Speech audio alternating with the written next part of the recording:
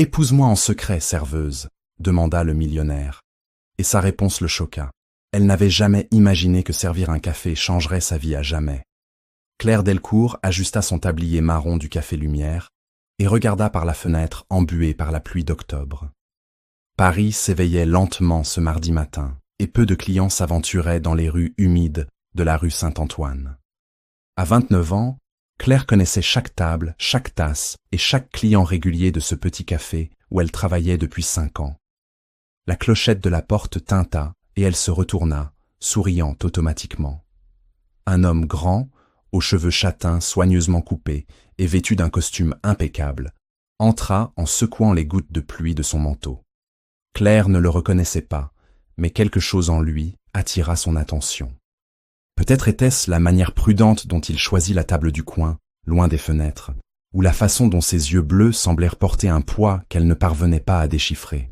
« Bonjour, » dit Claire, s'approchant avec son carnet de commandes. « Que désirez-vous ?»« Un café expresso, s'il vous plaît, » répondit-il d'une voix grave et polie. « Et pourriez-vous vous asseoir avec moi 1 minute ?» Claire cligna des yeux, surprise. En 5 ans de travail ici, aucun client n'avait fait une telle demande.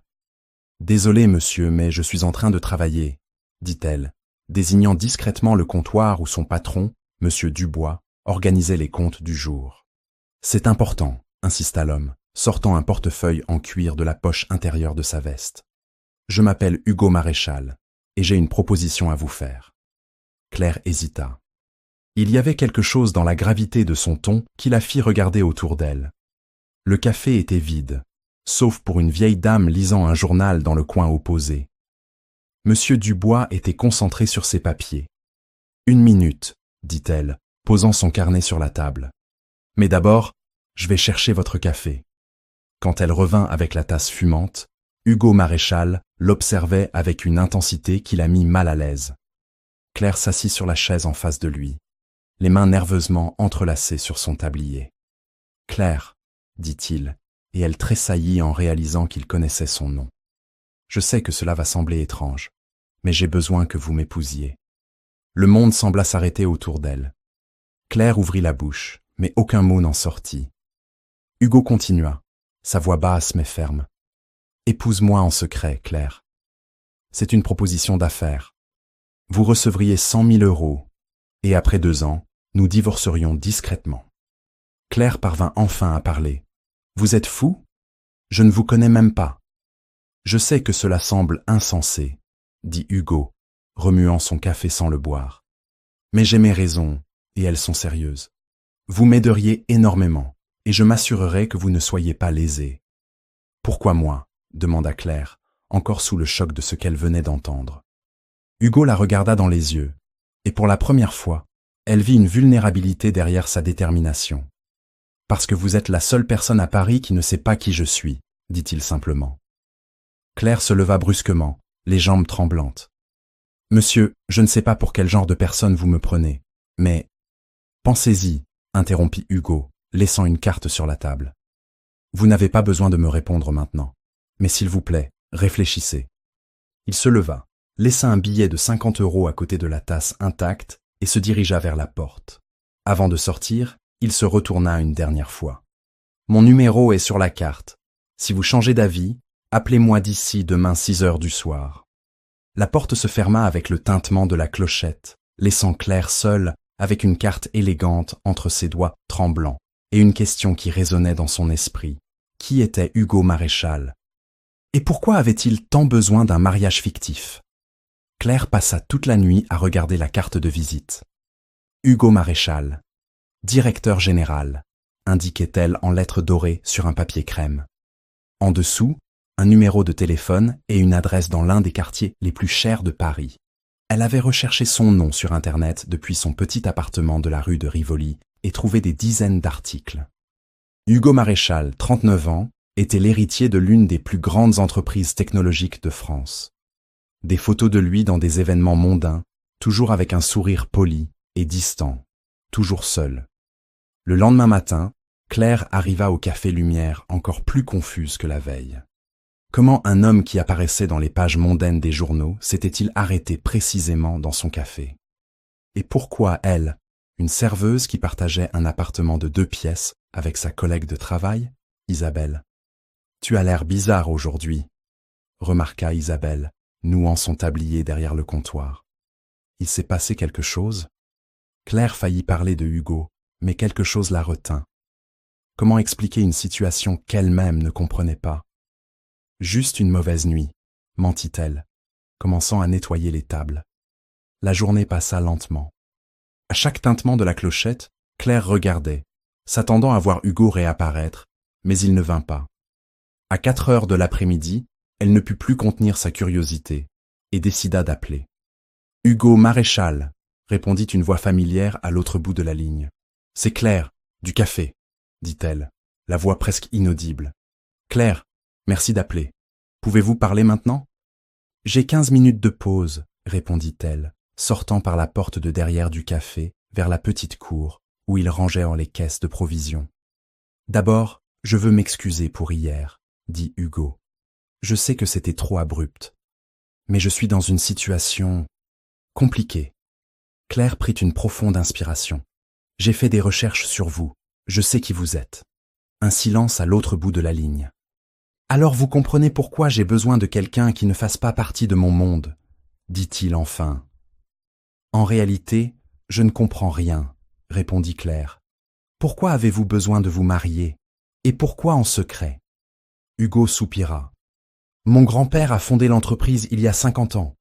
Quand il est mort, il a laissé une clause dans son testament. Je ne pourrai prendre le contrôle total de l'entreprise que si je suis marié avant mes 40 ans. Il me reste 6 mois. Et pourquoi ne pas épouser quelqu'un de votre milieu? Parce que toutes les femmes que je connais veulent quelque chose de moi, dit Hugo, une amertume évidente dans la voix. Elles veulent l'argent, le statut, les relations. J'ai déjà été trompé 2 fois. L'une d'elles a vendu notre histoire privée à des magazines. L'autre a tenté un chantage quand j'ai mis fin à la relation. Claire ressentit une pointe de compréhension.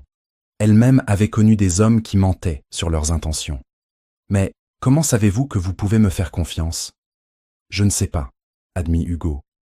Mais hier, quand vous avez dit non, j'ai vu quelque chose dans vos yeux que je n'avais pas vu depuis longtemps. De la sincérité. Claire regarda le ciel gris de Paris, les nuages s'amoncelant pour une autre après-midi pluvieuse. Et après les 2 ans, vous seriez libre, avec assez d'argent pour faire ce que vous voulez, voyager, étudier, ouvrir votre propre affaire. L'offre était tentante, mais quelque chose la gênait encore. Pourquoi devrais-je croire que vous tiendrez votre promesse? Parce que, dit Hugo, contrairement à ce que vous pourriez penser, je ne suis pas comme mon milieu social. Je tiens ma parole. Claire ferma les yeux, le cœur battant fort. J'ai besoin de plus de temps pour réfléchir. Bien sûr, répondit Hugo immédiatement. Mais Claire, puis-je vous poser une question? Que feriez-vous avec 100 000 euros? La question la prit au dépourvu. Claire pensa à son père, travaillant 12 heures par jour dans son atelier mécanique à Lyon, aux mains calleuses de sa mère qui nettoyait des maisons pour compléter les revenus familiaux, à ses propres rêves qu'elle avait rangés dans un tiroir depuis longtemps. Je ne sais pas, murmura-t-elle. Réfléchissez-y aussi, dit Hugo doucement. Et Claire, si vous décidez de refuser, je comprendrai parfaitement. Je vous demande juste de ne parler de notre conversation à personne. Quand elle raccrocha, Claire resta immobile dans la cour, le téléphone encore à la main. Dites-moi de quelle ville et quel pays vous regardez cette vidéo. Je lirai tous les commentaires. Un mariage fictif avec un riche inconnu. C'était l'idée la plus folle qu'elle ait jamais entendue. Mais en retournant à l'intérieur du café, une petite voix dans son esprit murmurait « Et si c'était sa seule chance d'avoir une vie différente ?» 3 jours passèrent, sans que Claire puisse chasser Hugo de ses pensées. Elle avait fait plus de recherches sur lui, découvrant qu'il avait perdu ses parents dans un accident de voiture, à l'âge de 22 ans. Depuis, il avait progressivement pris des responsabilités dans l'entreprise familiale, mais toujours sous la tutelle d'un conseil d'administration. La clause de son grand-père existait vraiment. Elle trouva une mention discrète dans un article de journal économique de l'année précédente. Le jeudi soir, Claire aidait sa mère par téléphone avec les comptes de la maison quand elle prit sa décision. « Ma chérie, tu n'as pas à t'inquiéter pour nous, » disait Brigitte Delcourt à l'autre bout de la ligne. Ton père et moi, on s'en sort toujours. » Mais Claire savait que ce n'était pas tout à fait vrai. Son père, Michel, s'était cassé 2 doigts à l'atelier le mois précédent et avait encore du mal à travailler. Sa mère n'en parlait pas, mais Claire percevait l'inquiétude dans sa voix dès qu'il s'agissait des dépenses. « Maman, et si je pouvais vous aider un peu plus ?»« Comment, ma chérie ? Tu nous envoies déjà ce que tu peux. » Claire regarda par la fenêtre de son petit appartement, observant les lumières de Paris s'allumer au loin. « Laisse tomber, maman. C'était juste une idée. » Mais en raccrochant, Claire savait ce qu'elle ferait. Le vendredi matin, elle appela Hugo. « Claire, » répondit-il dès la première sonnerie. « Podemos-nous nous rencontrer ? Pour discuter plus en détail de la proposition. » Un bref silence. « Bien sûr. Où vous sentiriez-vous à l'aise ? Connaissez-vous le jardin du Luxembourg ? Il y a un banc près de l'étang, à côté de la statue de la Liberté. »« Je pars maintenant, » dit Hugo.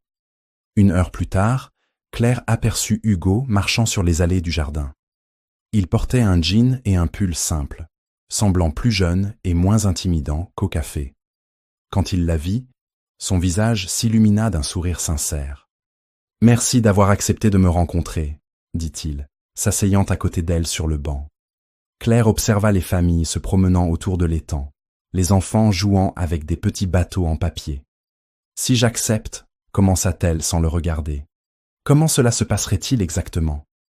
Hugo se pencha en avant, les mains entrelacées. « Ce serait un mariage civil simple, juste avec les témoins nécessaires. Vous continueriez à vivre où vous vivez, à travailler où vous travaillez. Nous nous verrions seulement quand ce serait nécessaire pour sauver les apparences. Quelques événements mondains, peut-être 1 ou 2 voyages. Et l'argent. 50 000 € le jour du mariage, 50 000 au divorce. » Claire prit une profonde inspiration. « J'ai une condition. » Hugo la regarda, curieux.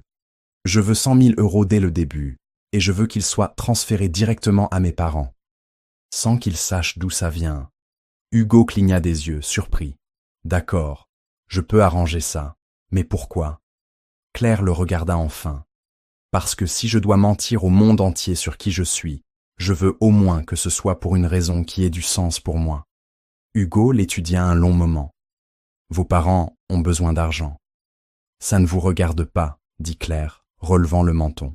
« Vous avez raison, » concéda Hugo immédiatement. « Désolé, c'est juste... » « Vous m'impressionnez, Claire. »« Pourquoi ? » ?»« Parce que la première chose à laquelle vous avez pensé, c'est à vos parents. » Claire sentit ses joues s'échauffer.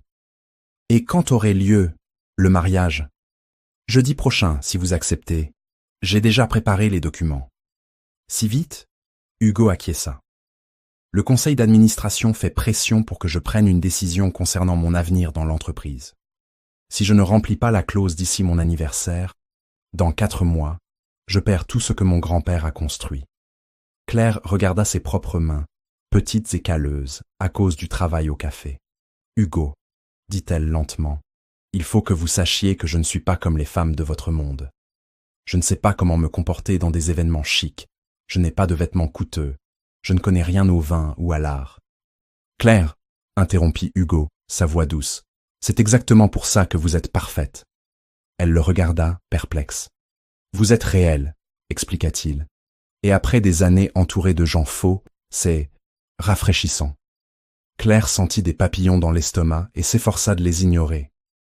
C'était une affaire, rien qu'une affaire. « D'accord, » dit-elle enfin. « J'accepte. » Hugo sourit, le premier sourire sincère qu'elle voyait de lui. « Merci, Claire. Je promets que vous ne le regretterez pas. » Alors qu'il retournait par l'allée principale du jardin, Claire ne pouvait s'empêcher de sentir que sa vie venait de prendre une tournure totalement inattendue. Elle espérait seulement que, 2 ans plus tard, elle saurait encore qui elle était. Le mariage eut lieu par un après-midi froid d'octobre, dans la modeste mairie du 4e arrondissement. Claire portait une robe simple achetée la veille, et Hugo était élégant dans un costume sombre sans cravate. Les seuls témoins étaient l'avocat de Hugo, M. Laurent, et une employée de la mairie que Hugo avait spécialement demandé. « Acceptez-vous Hugo Maréchal comme époux ?» demanda l'officier d'état civil. « J'accepte, » répondit Claire, la voix ferme malgré ses nerfs. Quand vint le tour de Hugo de répondre, il la regarda dans les yeux et dit « J'accepte », avec une conviction qui fit accélérer le cœur de Claire. Les alliances étaient simples, dorées, mais quand Hugo glissa la sienne à son doigt, Claire sentit comme si un nouveau chapitre de sa vie commençait vraiment. « Vous pouvez embrasser la mariée », dit l'officier. Hugo se pencha et déposa un baiser chaste sur le front de Claire. « Merci », murmura-t-il à son oreille. 3 semaines après le mariage, Claire découvrait qu'être l'épouse secrète de Hugo Maréchal était plus compliqué qu'elle ne l'avait imaginé. « Il faut que vous veniez avec moi au lancement du nouveau produit de l'entreprise », dit Hugo au téléphone. C'était la 3e fois qu'ils se parlèrent depuis le mariage, et toujours pour des questions pratiques. « Quand » demanda Claire, griffonnant sur une serviette pendant sa pause au café. « Samedi soir, c'est à l'hôtel Plaza Athénée. Il y aura la presse. » Claire déglutit. « Hugo, je ne sais pas comment me comporter dans ces situations. »« Ce sera naturel, » dit-il. « Vous devrez juste être à mes côtés et sourire. Je m'occupe du reste. Et si quelqu'un pose des questions sur notre mariage, comment nous nous sommes rencontrés? Nous dirons que nous nous sommes rencontrés dans une librairie du quartier latin. Vous lisiez de la poésie française. J'achetais un livre sur la technologie. Nous avons commencé à parler et le reste appartient à l'histoire. » Claire rit, malgré ses nerfs. « De la poésie française? J'ai à peine terminé le lycée. »« Ça n'a pas d'importance, » dit Hugo, et il y avait une tendresse dans sa voix qui la surprit. « Vous êtes intelligente, Claire. Faites-moi confiance. » Le samedi, Claire se tenait devant le miroir de la salle de bain d'Isabelle, essayant d'appliquer un maquillage plus sophistiqué. « Tu es sûre que tu ne peux pas me dire où tu vas ?» demanda Isabelle, assise sur le lit en observant son amie. « C'est un rendez-vous, » mentit Claire, détestant devoir tromper sa meilleure amie. « Un rendez-vous qui nécessite une robe à 1 000 € ?» questionna Isabelle, désignant la robe noire élégante que Hugo avait fait livrer ce matin-là. « C'est compliqué, » dit Claire, évitant le regard d'Isabelle. 1 heure plus tard, Claire se tenait aux côtés de Hugo, à l'entrée de l'hôtel luxueux, les flashs des appareils photos scintillant autour d'eux. Hugo la tenait par la taille avec aisance, mais elle pouvait sentir la tension dans ses muscles. « Monsieur Maréchal !» cria un journaliste. « Qui est la belle dame qui vous accompagne ?» Hugo sourit aux caméras. « J'aimerais vous présenter ma femme, Claire. » Un murmure immédiat s'éleva parmi les journalistes. Claire sentit ses joues s'échauffer, mais elle garda le sourire qu'elle avait répété devant le miroir. « Quand vous êtes-vous mariés ?» cria une journaliste. « Récemment, » répondit Hugo, guidant Claire à l'intérieur de l'hôtel. « Nous préférons garder notre vie privée. » À l'intérieur du salon, Claire eut l'impression d'être dans un autre monde. Des hommes en smoking et des femmes en robe, coûtant plus que son salaire annuel, circulaient parmi des serveurs offrant du champagne dans des flûtes en cristal. « Vous vous en sortez bien, » murmura Hugo, lui offrant une flûte. « J'ai l'impression que tout le monde m'observe. »« Il vous observe, » admit Hugo, « mais pas parce qu'il y a quelque chose qui cloche avec vous. C'est parce que vous êtes belle et mystérieuse. » Claire faillit s'étouffer avec son champagne. Hugo. « Monsieur Maréchal !» interrompit une voix féminine. Une femme blonde et élégante s'approcha, les yeux fixés sur Claire avec une curiosité à peine dissimulée. « Madame Rousseau !» salua Hugo poliment. « Claire, voici Madame Rousseau, du magazine Society. » Claire tendit la main, mais la femme la toucha à peine. « Alors, vous êtes la mystérieuse épouse, » dit Madame Rousseau. « Où vous êtes-vous rencontrés ?»« Dans une librairie, » répondit Claire, se souvenant de l'histoire convenue. « Intéressant. Quelle librairie ?» Claire sentit son esprit se vider, mais Hugo intervint doucement. « Chérie, il est temps d'aller saluer Monsieur Dubois de la direction. » Alors qu'il s'éloignait, Claire réalisa que ses mains tremblaient. « Désolée, » murmura-t-elle à Hugo. « J'ai failli tout gâcher. » Hugo s'arrêta et se tourna vers elle, tenant doucement ses bras. « Vous n'avez rien gâché. Vous êtes parfaite. » Ils se regardèrent un instant, et Claire sentit quelque chose changer entre eux. Ce n'était plus seulement un accord commercial. Il y avait autre chose, quelque chose qui l'effrayait et l'excitait à la fois.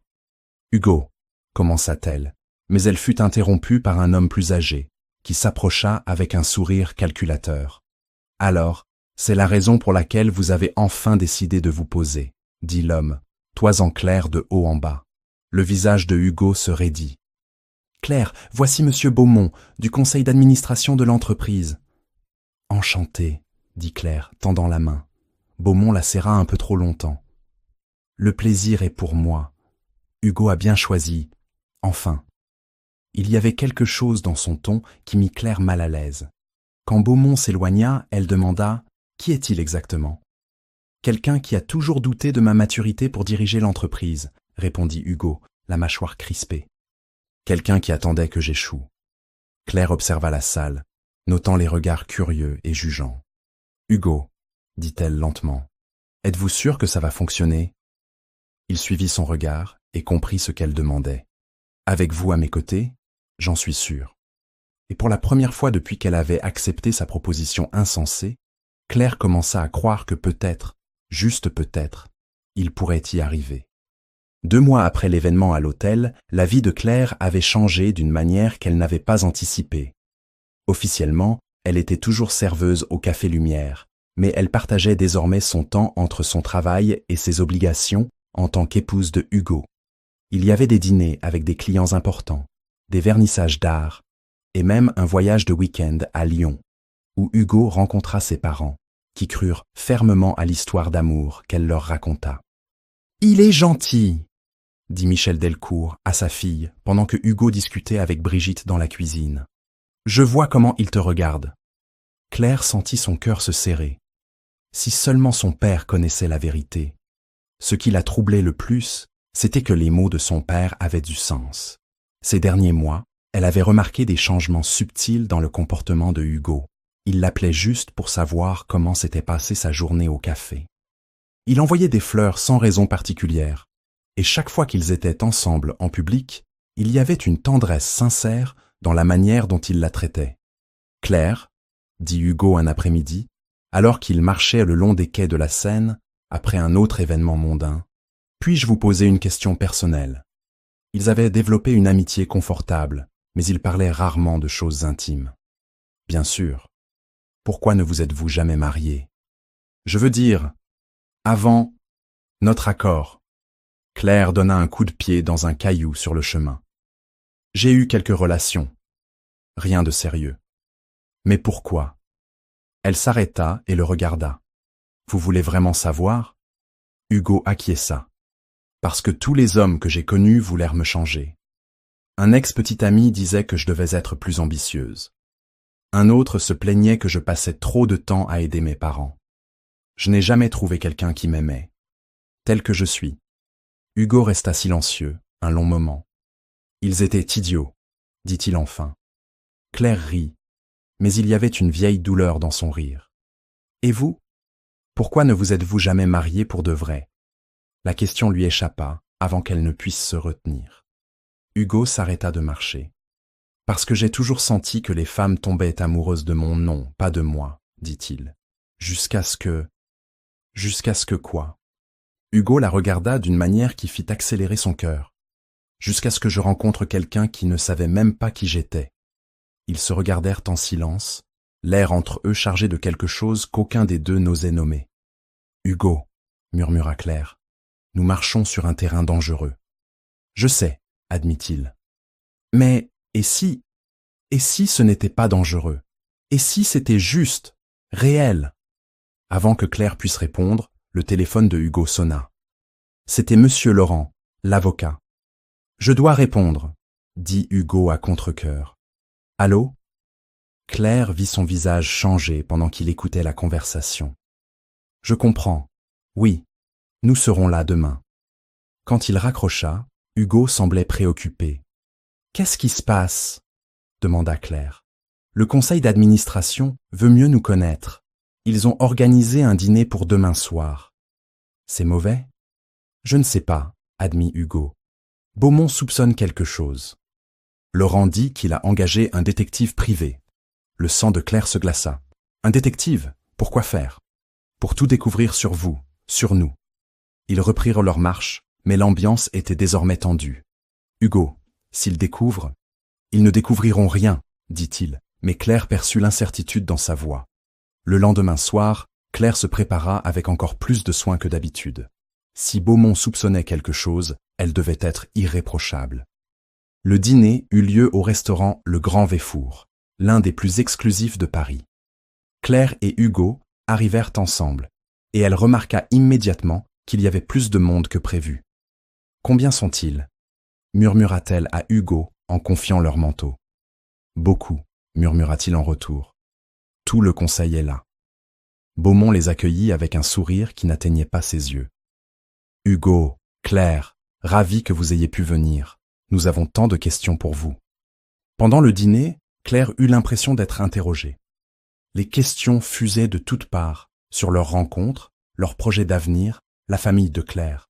« C'est intéressant, » commenta une femme du conseil, Madame Petit, « que nous n'ayons trouvé aucune photo de vous sur les réseaux sociaux, Claire. » « Je n'aime pas beaucoup les réseaux sociaux, » répondit Claire, essayant de garder une voix ferme. « Admirable, » dit Beaumont, mais il y avait du sarcasme dans son ton.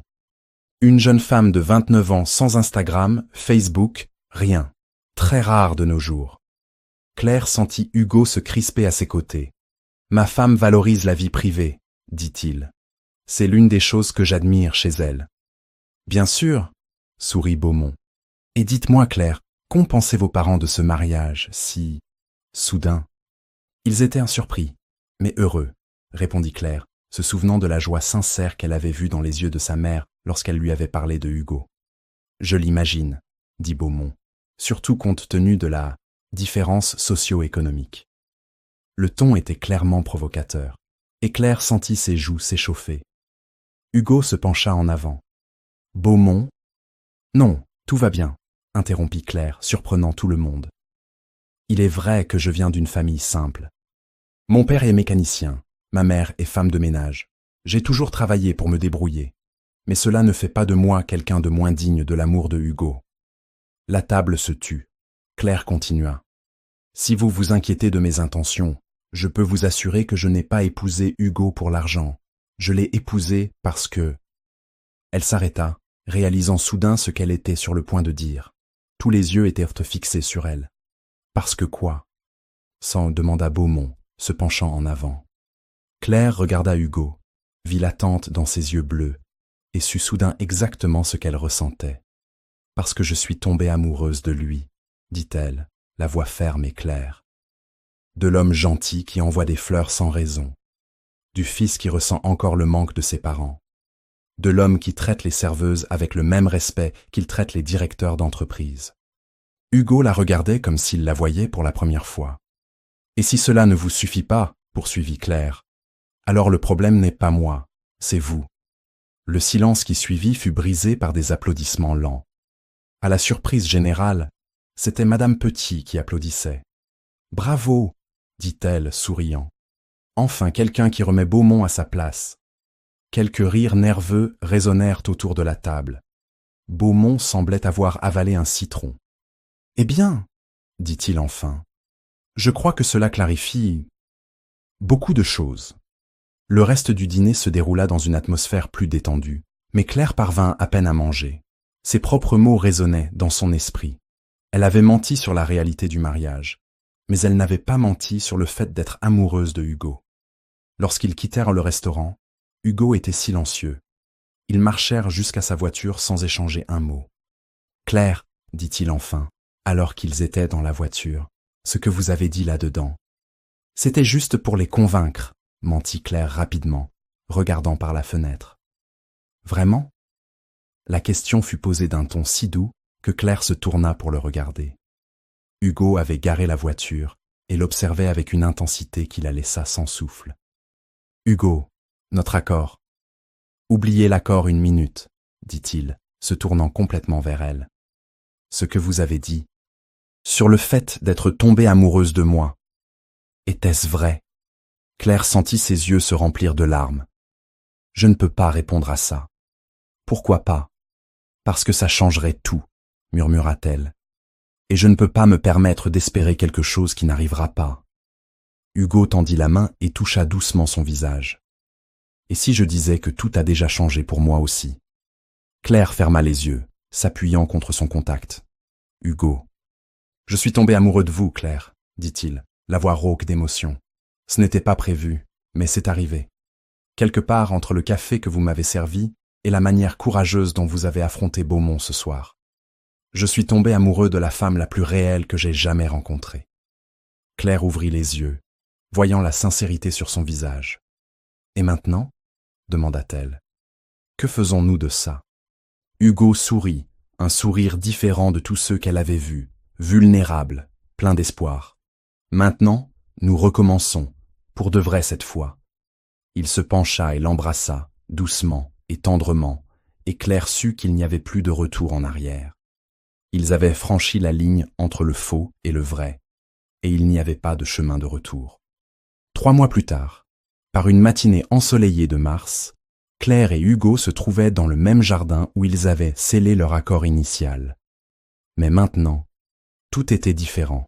« Alors, » dit Hugo, tenant ses mains, « voulez-vous m'épouser, pour de vrai cette fois ?» Claire rit, des larmes de joie coulant sur son visage. « Je pensais que nous étions déjà mariés. »« Légalement, oui, mais je veux faire les choses correctement, avec votre famille présente, avec nos amis, avec des vœux sincères. »« Et Beaumont ? Le conseil ?» Hugo sourit. « Beaumont a pris sa retraite le mois dernier. On dirait que notre performance au dîner l'a convaincu que nous sommes réels. Et le conseil ? Eh bien, il vous adore. Madame Petit a dit que vous avez apporté de l'humanité à l'entreprise. » Claire regarda la bague de fiançailles véritable que Hugo venait de placer à son doigt, un solitaire simple et élégant. « Vous savez, dit-elle, quand j'ai accepté votre accord insensé, je n'imaginais jamais que je finirais ici. Où exactement ? Complètement amoureuse de mon faux mari devenu réel. » Hugo la serra contre lui. « Et je n'imaginais jamais que je trouverais l'amour de ma vie en servant un café par un jour pluvieux d'octobre. » Ils s'embrassèrent à nouveau sous le soleil de Paris, tandis que des couples jeunes et âgés se promenaient autour de l'étang. Une dame passa près d'eux et sourit, murmurant quelque chose sur l'amour véritable. Claire pensa à tous les chemins tortueux qui l'avaient menée ici. Si quelqu'un lui avait dit, 6 mois plus tôt, qu'elle serait mariée à un millionnaire et follement amoureuse, elle aurait ri. Mais parfois, la vie a des plans différents des nôtres. « Hugo, » dit-elle, se blottissant dans ses bras, « merci d'être entré dans le café ce jour-là. »« Merci de ne pas m'avoir chassé immédiatement, » répondit-il, embrassant le sommet de sa tête. Alors qu'ils retournaient par l'allée principale, Claire réfléchit à la manière dont les choses les plus importantes de la vie commencent souvent de manière inattendue. Une demande étrange d'un inconnu s'était transformée en l'amour le plus grand de sa vie. Parfois, recommencer ne signifie pas revenir au point de départ, c'est juste choisir un nouveau chemin. Et parfois, les chemins les plus improbables nous mènent exactement là où nous devons être. Claire avait découvert que le cœur a sa propre sagesse et que l'amour véritable peut éclore même dans les accords les plus improbables. Elle avait commencé comme une serveuse qui servait un café à un inconnu.